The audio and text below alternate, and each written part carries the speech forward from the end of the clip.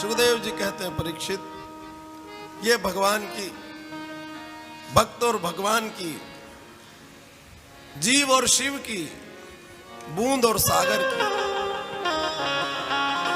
योगी से योगेश्वर की ये सुंदर झांकी है। जहां बोले जीवात्मा परमात्मा में,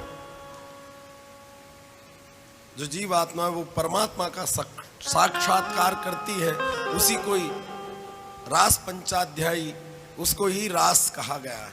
रसो वही सह, भगवान रस रूप है। रस चंद्रमा से ही पैदा होता है, चंद्रमा में अमृत है। एक बात ये भी, अगर किसी चीज में आपको मन आपका गवा नहीं देगा तो आपको रस भी नहीं आएगा, आनंद भी नहीं आएगा, मन को कोई लगा नहीं सकता। राम रस, नमक अगर भोजन में नहीं रहे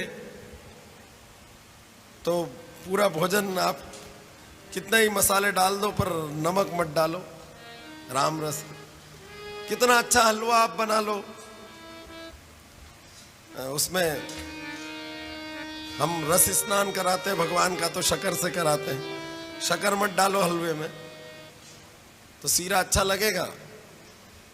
ऐसे ही जीवन में यदि भगवान ना हो तो जीवन अधूरा है, जीवन में रस नहीं आएगा। वो रस रूप है। मानव जीवन को में मिठास लाना है, उसको सुस्वादु बनाना है, सबको प्रिय लगे, तो बोले भगवान रूपी रस, रसो वैसा। अभी जैसे बारिश है, अभी चंद्रमा, यूं वैज्ञानिक उससे भी देखो आप, हाँ, अपन घर के ही आराम से समझेंगे और समझाएंगे। अभी यात्रा आगे भी बढ़ा सकते हैं, कोई बात नहीं, रुक जाते हैं कुछ दिन और कथा। 1 महीने घर फोन कर देना कि अब इधर ही थोड़े दिन, 4 महीने का चतुर्मास करने का मूड बन गया है कि अभी कथा लंबी चलेगी। हाँ साहब, पहले सोनकादिक 88 जब यहाँ कथा सुनते होंगे, सत्संग करते होंगे, तो ऐसा थोड़ी कि ट्रेन उस समय चलती थी, छुक छुक करके आ गए या फ्लाइट से आ गए। कहाँ कहाँ से आए होंगे, कौन कौन सी भूमि से आए होंगे, कुछ दिन तो उनको पैदल चलने में लगे होंगे। फिर इतने सब लोग रहते थे, उनकी भोजन की व्यवस्था, चाहे एक समय कुछ खाते होंगे, रहते होंगे, तब भी सब व्यवस्था चलती होगी, रहते होंगे, कथा चलती थी। सुबह के सत्र में, फिर दोपहर के सत्र में भी चलती थी। तो हम तो 7 दिन में ही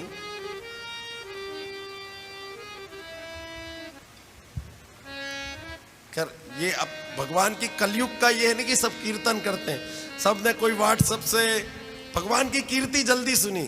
कलयुग में एक चीज होगी कि इतना ज्यादा तपने की आवश्यकता नहीं, इतना सब कुछ करने की आवश्यकता नहीं रहेगी, क्योंकि भगवान की कीर्ति, उनका कीर्तन उपलब्ध रहेगा हर जगह।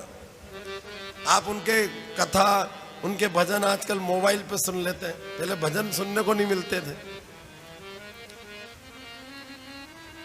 इतना सुलभ उनकी कथाएं हो जाती है। तो कलौ केशव कीर्तनम,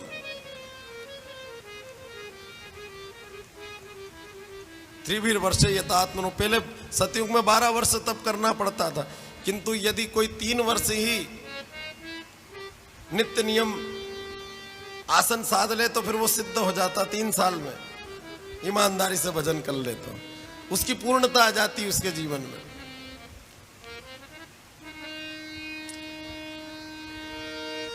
यहां भगवान रस रूप है, प्रकटे हैं। इतना दिव्य रास हो रहा है कि कैलाश पर भोलेनाथ का भी डमरू बजने लग गया बैठे बैठे कि मुझे भी जाना है। उन्होंने कहा कि अरे महाराज, वहां पुरुषों का प्रवेश ही नहीं है, वहां सिर्फ ओनली भगवती का प्रवेश है। भगवान गोपेश्वर बने, गोपी बन के आए, क्योंकि पुरुष तो बोले एक परमात्मा ही है, बाकी यहां सब जितने हैं बोले सब स्त्री है।